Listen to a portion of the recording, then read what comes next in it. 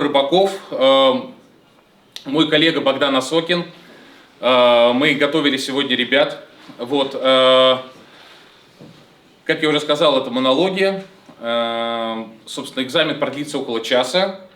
Вот, надеюсь, что никому не будет холодно или жарко. Мы попробовали как-то сбалансировать. Но, в общем, пожалуйста, будьте в своих реакциях свободны. Если смешно, то смейтесь. Если грустно, то плачьте.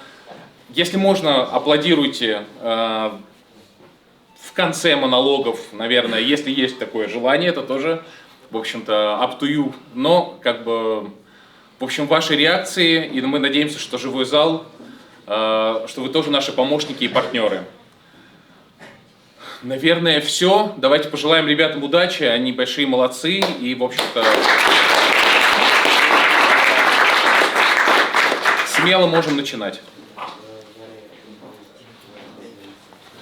Камера.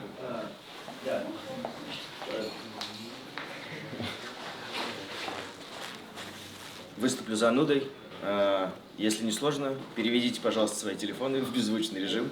Это будет мешать вам, будет мешать нашим артистам, поэтому, пожалуйста, сделайте это сейчас.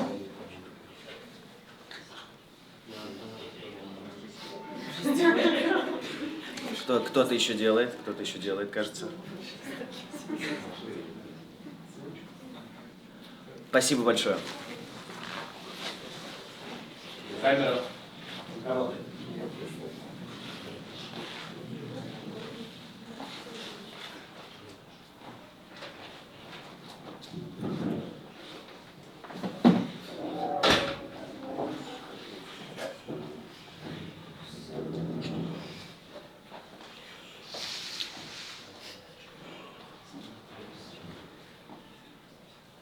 Окей.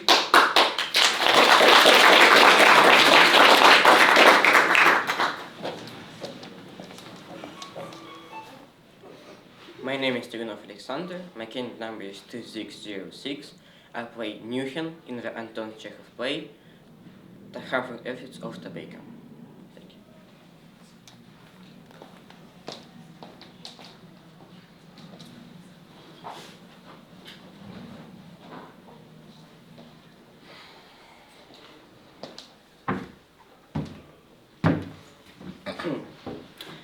They ordered me to deliver here a lecture about harmful effects of tobacco. And it doesn't matter when I'm a smoker or not. Tobacco is harmful. It poisons the body and do many bad things. But it's still not the point. I'm married and I have 7 daughters. 7. They all received an education from my wife and me. We have a ordinary school. My wife managed it, and I'll, so to say, help her. I like her at hand.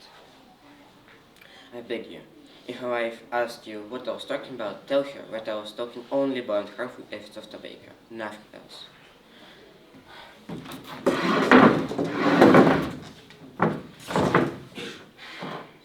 I'm tired.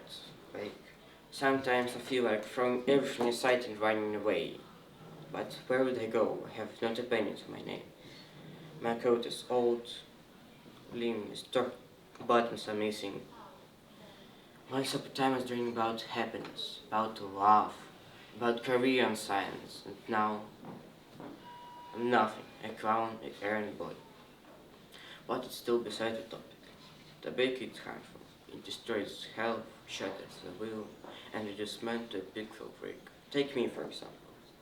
I have no willpower left. My wife keeps me under her thumb, and I tremble at her voice, at her looks, at her steps.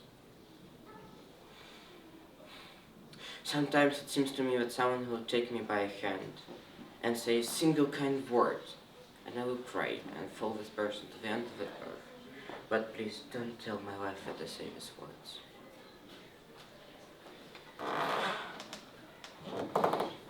Yes, tobacco is harmful. I am a smoker and I think it's ruining my health. My head is empty, memories are weak. Sometimes I wake up at night and don't remember where I am. When I was 20, I was dreaming about being a musician, staying on stage in front of art, and what I've become: a joke, a force.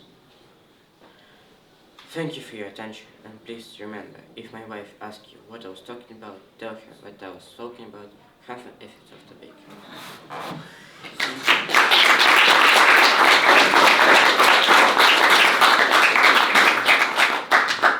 Miss Agnet Gonsmut-Dottir, please. My name is Lungava Елизавета, my candidate number is 2609, and I'm playing Agneta Gonsmut-Dottir from Frozen by Brian Lee Library.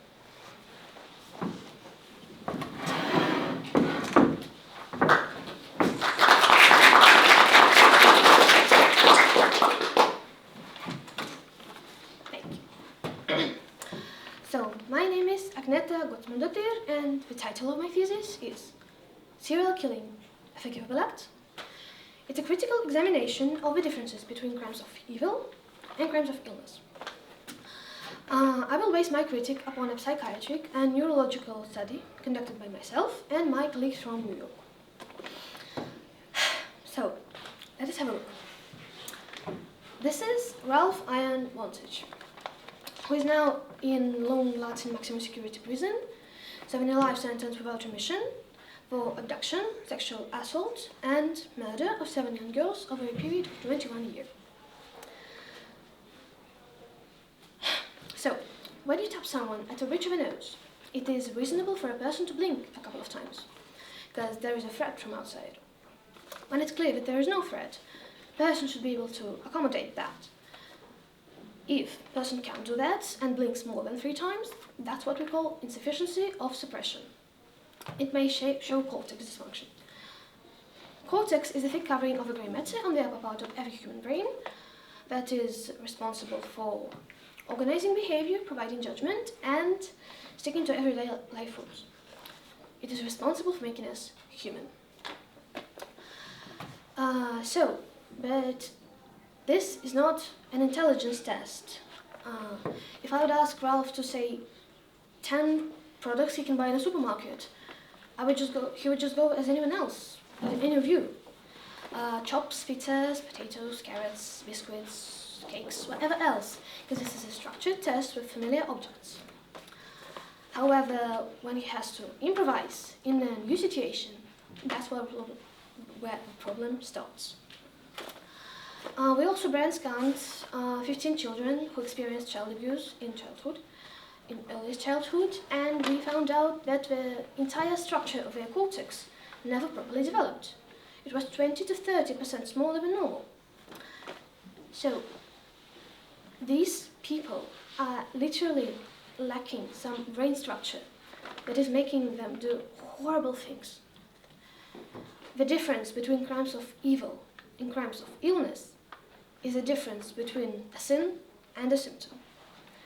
We can't blame a person for his symptoms. We must have at least some pity for them. Thank you.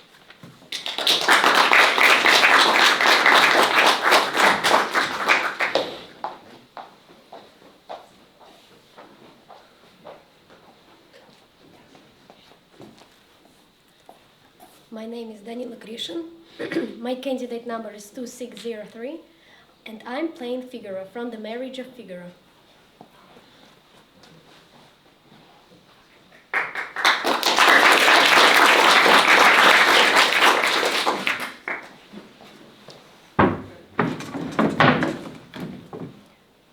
Oh, how easy it is for the prayer, mumbling price to be the wretch and the wreck suffer patiently. I hear nothing. All is silent and dark as their designs. Why? What a destiny is mine. Am I forever doomed to be the football of fortune? Son of I knew not whom, stolen and knew not how, and brought up to I knew not what, lying and timid except. I had the sense, though young, to despise life so base, and fled such infernal tutors. My genius, though cramped, could not be totally subdued. and I spent the little time and money I could spare in books and study. Alas, it was but time and money thrown away.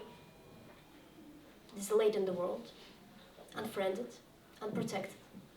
I couldn't get bread, much less preferment.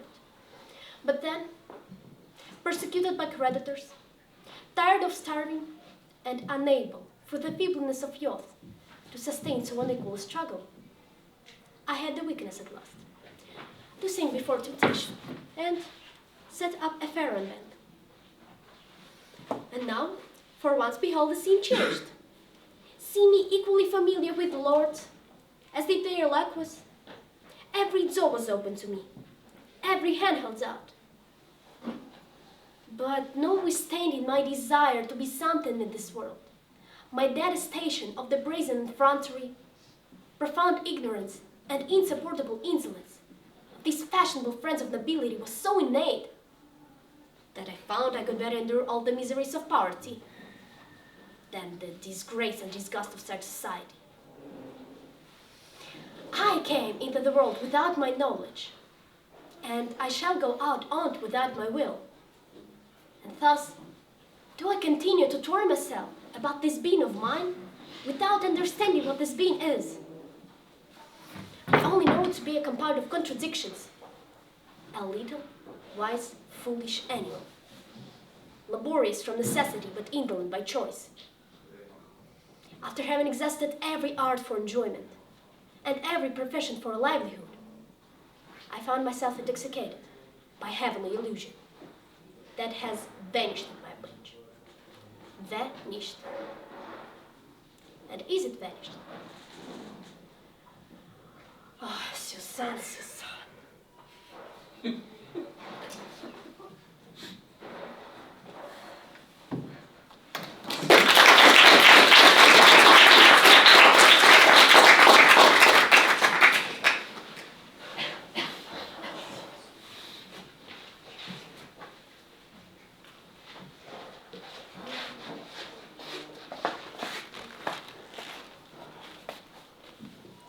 My name is Igor Tunov, and I'm playing Leo Joseph Connell from the play 4,000 Miles by Amy Herzog. My candidate number is 2611.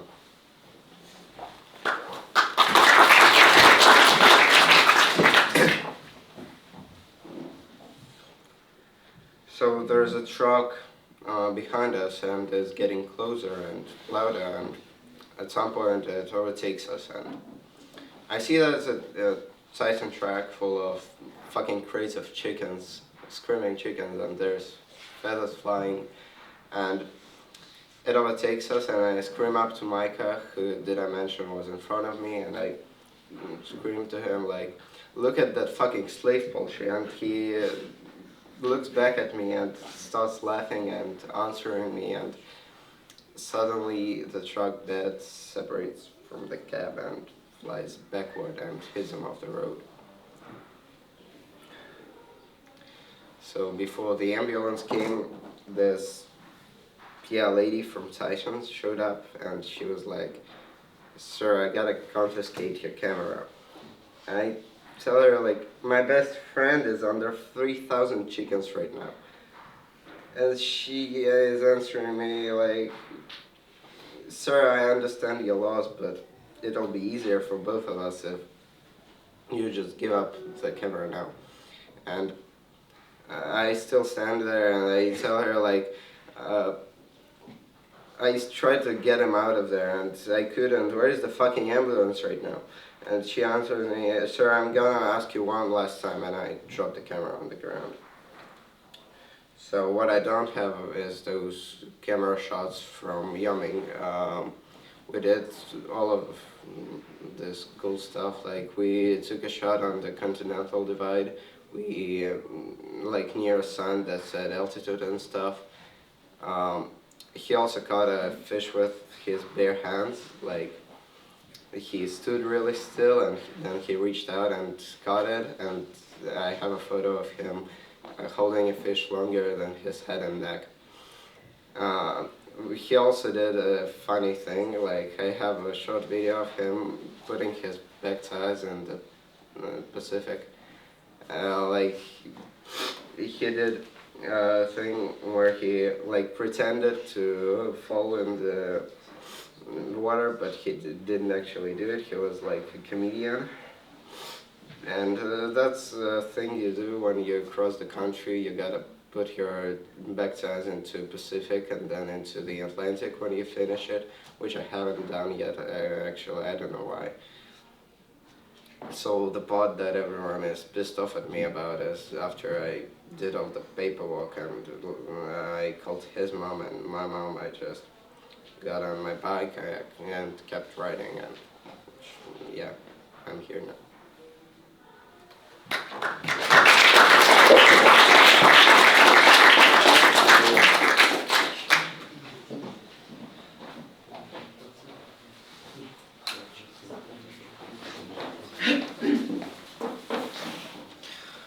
My name is Lev Sporov. My candidate number is 2605, and I'm playing Mark from the play called DNA by Dennis Kelly.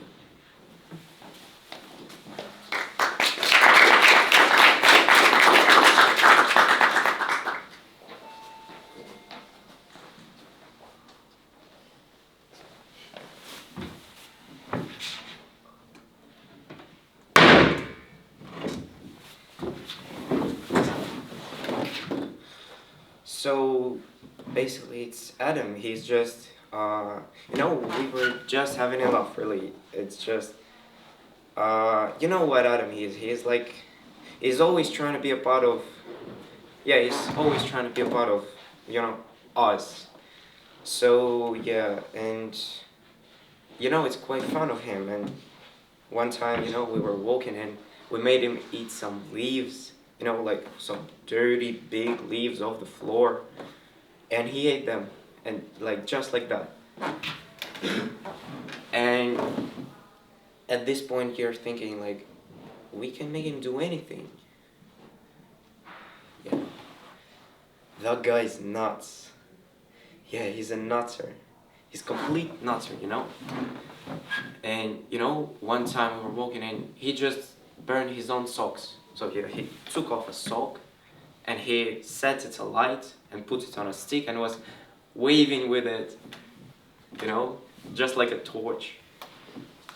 And gosh, that guy's nuts. I wanna be like him. Gosh. And when you're walking that kind of guy, and he's always trying to be a part of our group, so he's kind of always listening to us, and we're like, what is this nutter gonna do next? And we're like, well, won't he do? Like, we make him do anything, is that right? So one time we went on the grill, that big grill on the hill with a shaft under it, covered with a grill, yeah, as you understand. And there was that fence, that like high fence there. And we said to him like, Adam, will you climb that fence? And he did. He climbed that fence, And we said like, Adam, will you walk on it? And he did. He walked on a fence and, wobbling in that, but he's doing it, he's walking forth and back. And we thought like, wow, that's nuts. And someone pegged a stone at him, just for fun, really, just to have some fun, not to hit him or something. He pegged a stone, and that fear on his face, that shock, it was. So we are throwing stones at him just for fun, really, just to have fun. And he's wobbling and dodging from them, and we're throwing harder and harder. We're getting nearer and nearer to him. And one hits his head. And he falls into the shaft. And that shaft, it's just like a deep black hole. It's just, I don't know how deep is that, but it's like blackness, you know, complete blackness under you. So he falls into it, and yeah, so he's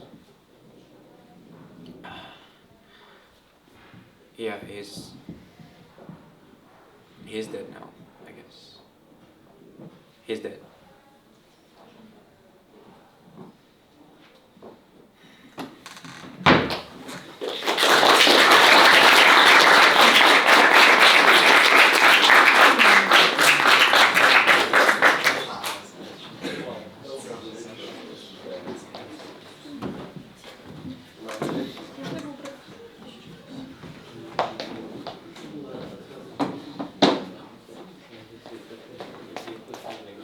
My name is Polina Cherkasova, my candidate number is 2604, and I'm playing Leah from DNA by Dennis Kelly.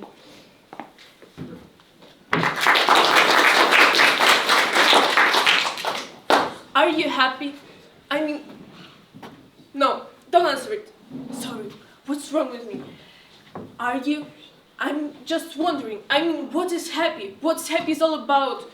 Who says that you're supposed to be happy? Like we all supposed to be happy. It's our nature, and any deviation from this state is seen as a failure, which in itself makes you more happy. So you need to pretend to be happy, which doesn't work because people can see that you're pretending to be happy, which make them awkward. You can see that they can see that you're pretending to be happy, and the awkwardness is making you even more unhappy, so you need to pretend to be even happier. It's a nightmare. It's like a nuclear waste or a global warming. Isn't it, Phil? Isn't it like a nuclear... Can you remember the happiest moment in your life? I know mine. Sunset, last Tuesday. That sunset. Do you remember it? Do you? You don't. Okay. Everything is better though. Everyone working together and they are a lot happier. Maybe it's what's making them happier. Last month, Dan pretended to kill Kate. Well, yesterday I saw him showing her his phone, like they were old friends. Richard invited Mark to his party. Bring a friend, anyone you like. Richard and Mike. Yes, everyone happier. They say John Tate lost his toe. Won't come out of his room, bit odd, but maybe that's what's making people happy. Maybe that it's have something to work towards. Do you think we are so simple? Last night, Adam's parents weren't Tilly again. Another appeal to the fat postman with bad teeth. What have we done, Phil?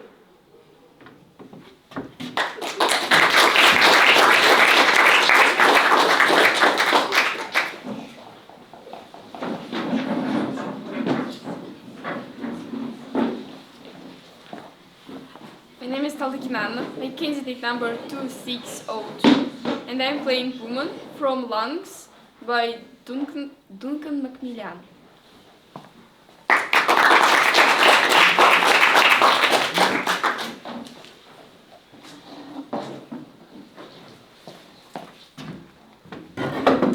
Having a baby, it's the right thing to do.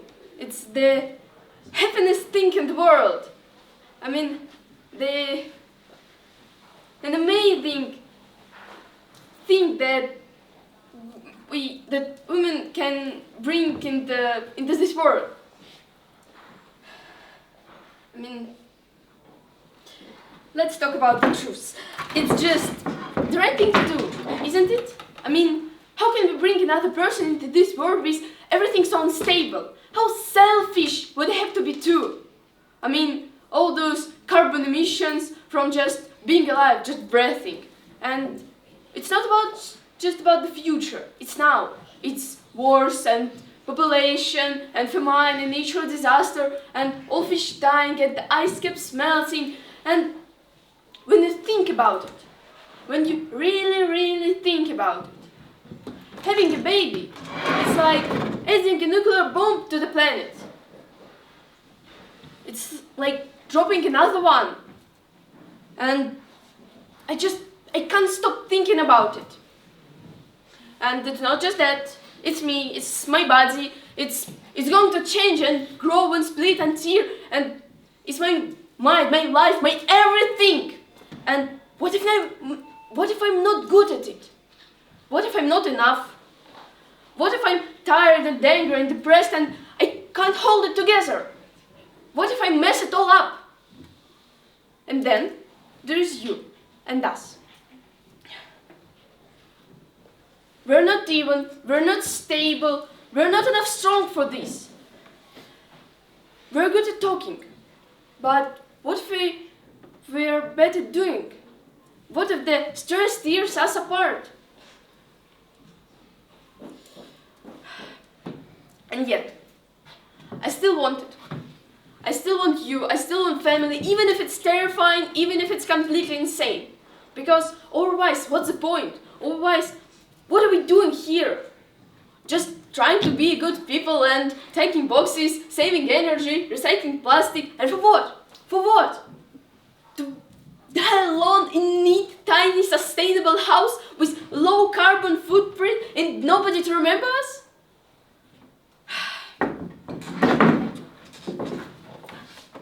I'm scared. I'm scared all the time. Of everything. Of what will happen if we do. And what will happen if we don't. But maybe that's what love is. Maybe it's being terrified, but do it anyway.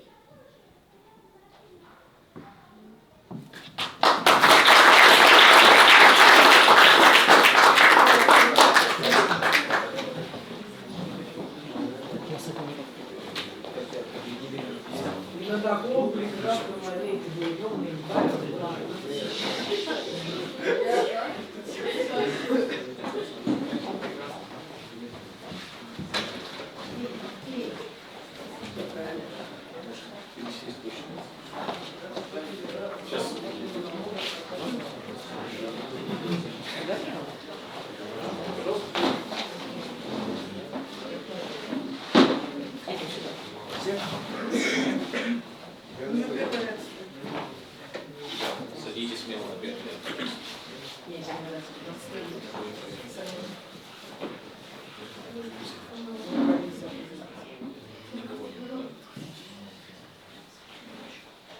Все усилия, да?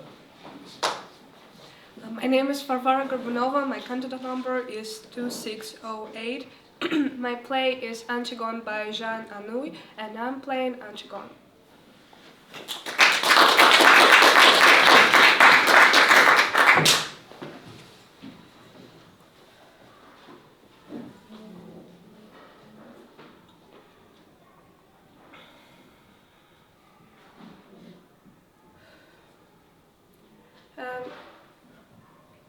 What will my happiness be like?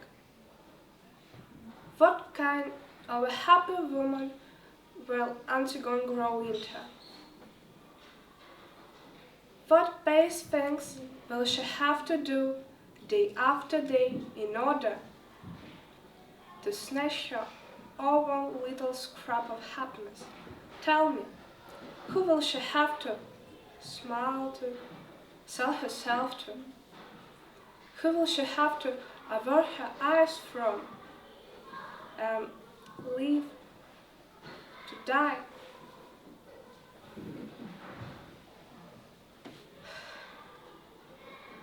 I won't be quiet. I want to know what I have to do to be happy.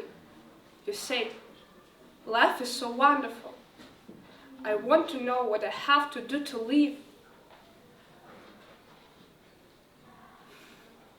I love Hamilton, who's tough and young, a Hamilton who's demanding, a loyal like me, but if that life of yours, that happiness of yours, are going to pass over him, to ruin him, if he's not going to turn pale anymore when I'm turn pale, if he won't think I must be dead if I'm 5 minutes late, and hate me when I'm late, and he doesn't know why, if he doesn't feel alone in the world, and he's going to become a conventional suppose and learn to say yes like the rest, when no,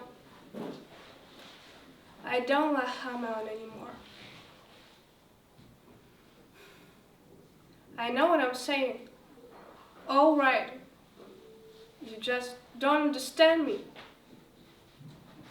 I'm speaking to you from too far away, from a country you can't enter anymore, with your wisdom, your wrinkles, and your belly. I suddenly see you as you were when you were 15. Helpless, but think you're important. All life has added of first furrows in your face and fat around your waist.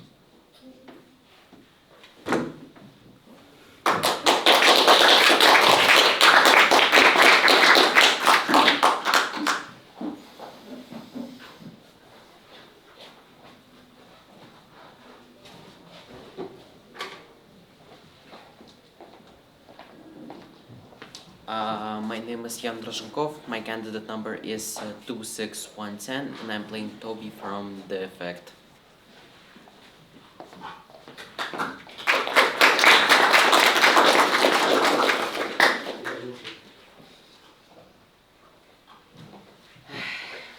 Hello.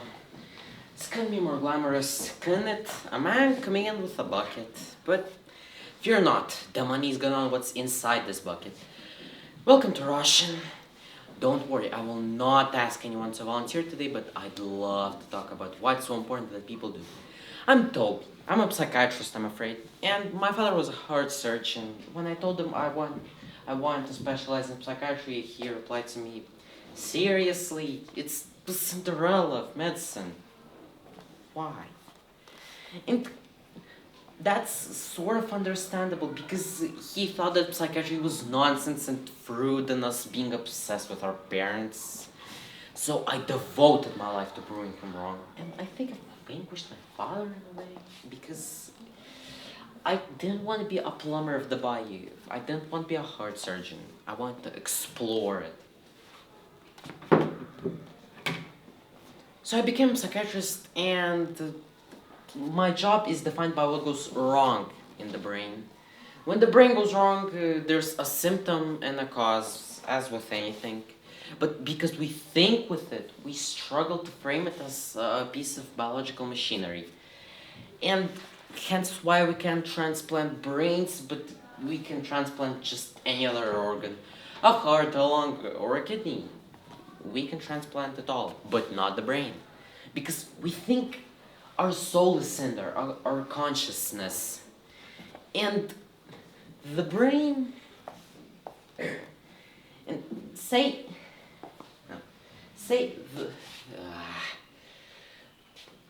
your brain right now is doing many things that you aren't thinking right now about, so you don't have to.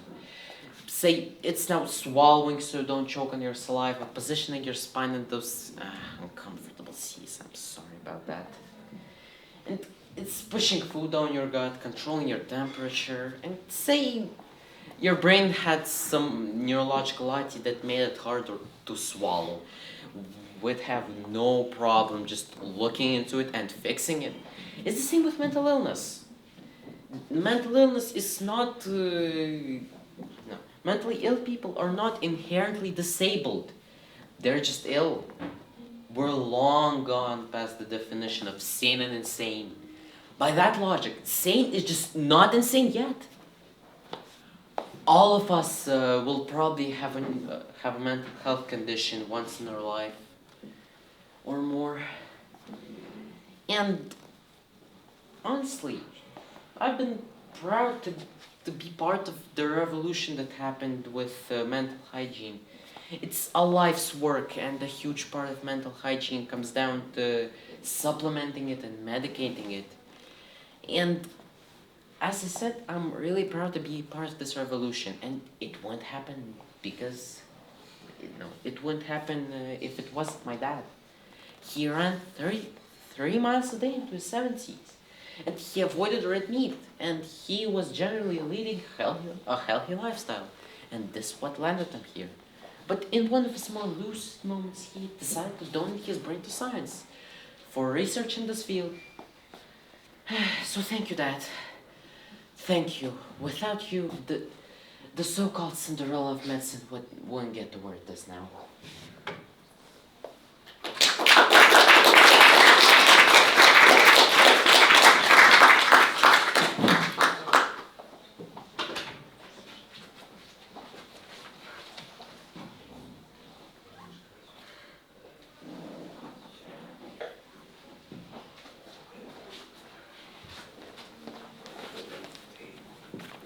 My name is Arseny Kantidze, my candidate number is 2601, and I'm playing heroine from Anton Chekhov's play, The Anniversary.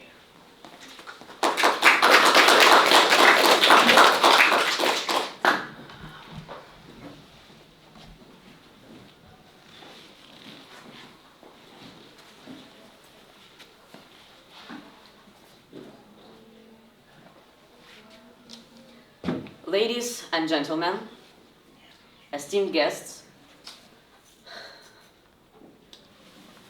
I stand in front of you today not mere as a humble clerk, but as a man burdened by the weight of our shared existence. Today marks a significant anniversary, a celebration of our achievements and failures. Yet I find myself grappling with an unsettling truth.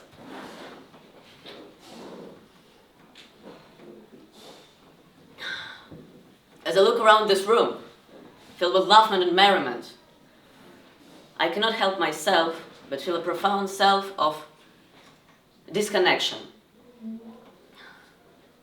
We all gather here to celebrate our successes, to toast to the years gone by, but what lies deep beneath the surface is a strong dissatisfaction and disconnection. I've spent countless hours working in the office, poring over documents and reports, striving for the recognition that often eludes me. My colleagues speak of successes and accolades as if they were mere trinkets to be won in the game. But what is the price of such recognition if it is built on the backs of those who toil in silence? I am reminded of countless hours working in solitude, my thoughts echoing in the empty halls, while others bask in the glows of success. So let's raise our glasses for those whose names are not in the reports because they did nothing for the entire year. Let's raise our glasses for those who do nothing but disturbs people who work.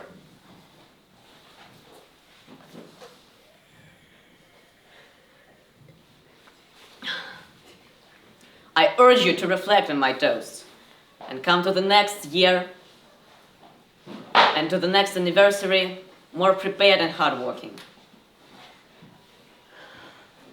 Yet here we are, celebrating this anniversary all together. Perhaps this is the very things that gives life its meaning. In our shared failures and troubles, we find solace.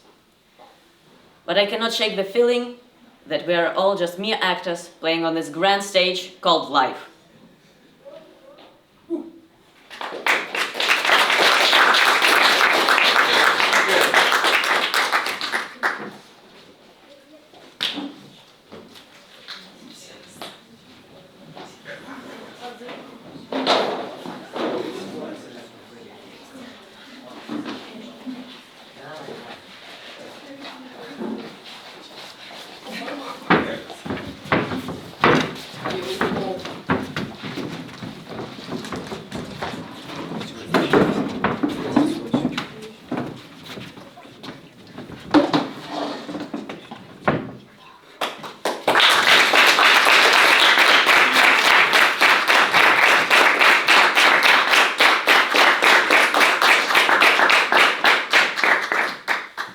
Так, ну, наверное, можно выключить камеру.